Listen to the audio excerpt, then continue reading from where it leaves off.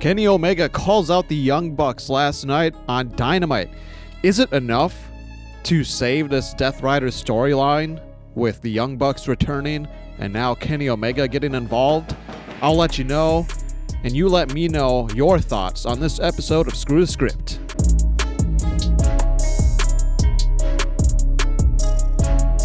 So this Dynamite is the first Dynamite after the unfortunate ending to Dynasty this past Sunday that kind of had everyone feeling like this. Son of a bitch! But let's kind of, start talking about the stuff that went on, starting with promos with the Young Bucks and eventually Omega that came out. Dynamite last night had Kenny Omega come out after the Young Bucks were out, explaining their reasoning behind why they decided to help the Death Riders, specifically Jon Moxley, for the title match that happened at Dynasty this past Sunday.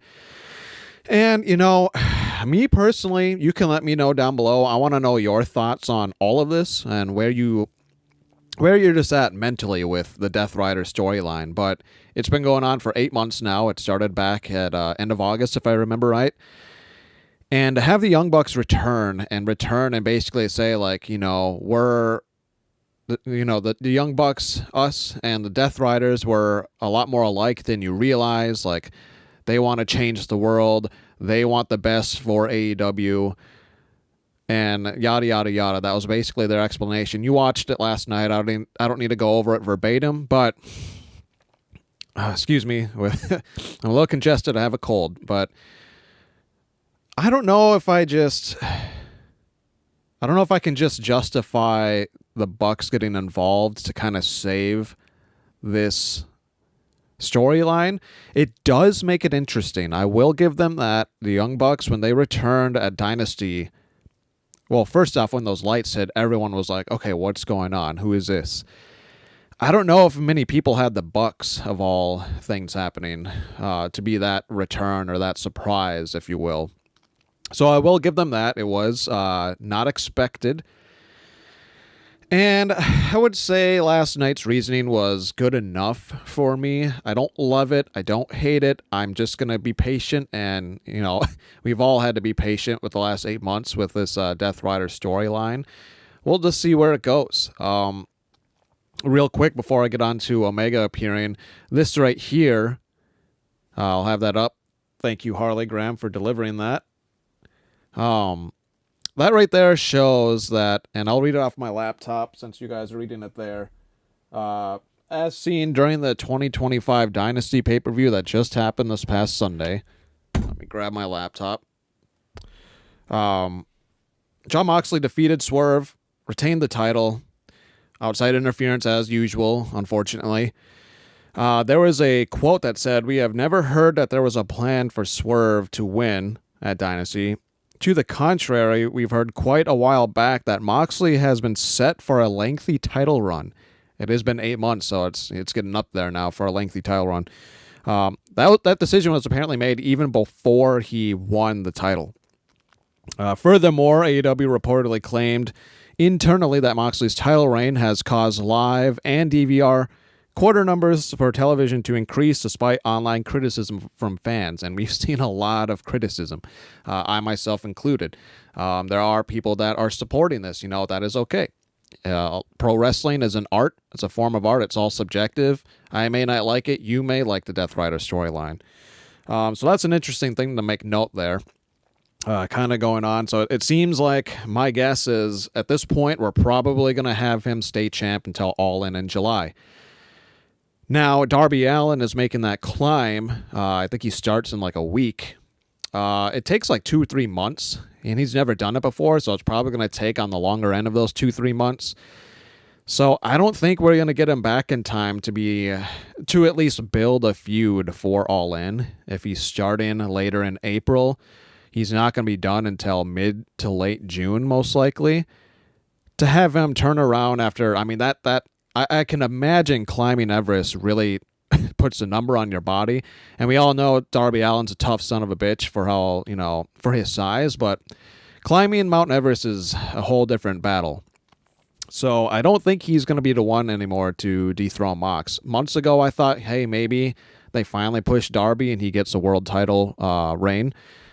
Let me adjust my mic here. I don't think that's going to be the case anymore. So who knows where this goes? Maybe Swerve gets yet another rematch in July.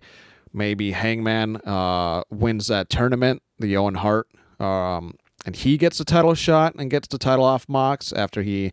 It looks like Hangman is slowly turning face, although last night on Dynamite kind of reverted when he antagonized, not Swerve, but... why am I blanking on his name? You know what I'm talking about. Nana, Prince Nana. He antagonized him backstage in an office or locker room. By the way, quick tangent. This is what I like to see. These backstage segments in real, like, legitimate locations that make sense. No interviews or promos cut by a stack of tires or in a boiler room. Although last night we did see 4 of the guys in that tornado tag match in like some like, I don't know, like water drainage sewer area. It was weird. I just don't like that stuff. But anyways, kind of going off topic here. So maybe that's what happens with the world title picture. Now going back to last night, Omega comes out, gives what I would like to say probably the most PG WWE promo. Maybe he listened to this album a little too much. Because he dropped the word dookie like 4 or 5 times. It was hard for me not to laugh just because it's a funny word, but like it's so like PG and childish. So there was that. But he did make a good point, and I kind of like this part. Now, this might actually, in my opinion, this may save this whole Death Rider arc and storyline. Because it looks like we're pinning Omega against the Bucks. He came out basically told that both the Young Bucks and the Death Riders have basically killed the company that he's worked so damn hard to build. And it's true. He had that bout with diverticulitis, and he was out for the better part of the last year and a half, unfortunately. And I just like that they're tying in a storyline that they're starting into real issues that AEW has had. You know, the last 2 years up until 2025 anyway, and the end of 2024, they were down times in the company, and like the last 8-9 months with the Death Rider storyline. But now we start to see it climbing back up, especially since Omega returned. We're seeing ratings climb back up. So maybe he'll be our savior. Maybe he at some point